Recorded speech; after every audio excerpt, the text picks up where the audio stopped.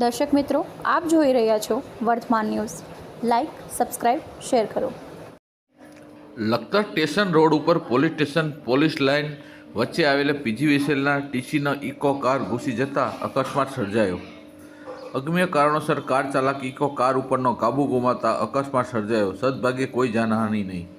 લખતર તાલુકાના અવારનવાર અકસ્માત સર્જાતા હોય છે અને અનેક લોકો ગંભીર રીતે ઘાયલ થતા હોય, અનેક લોકો પોતાના જીવ ગુમાવતા હોય છે અને અનેક લોકો અસંત અથવા કાયમી દિવ્યાંગ થઈ જાય છે। ત્યારે વાહન ચાલકો અગમ્ય કારણોસર પોતાના વાહનના સ્ટેરિંગ ઉપરનો કાબુ ગુમાવતા હોય અકસ્માત સર્જાતો હોય છે। ત્યારે લખતર સ્ટેશન રોડ ઉપર પોલીસ લાઇન વચ્ચે આવેલ પોલીસ પરેડ ગ્રાઉન્ડ પાસેના રોડ ઉપર આવેલ પીજીવીસીએલના ટીસીમાં ઇકો કાર ઘૂસી જતા અકસ્માત સર્જાયો હતો।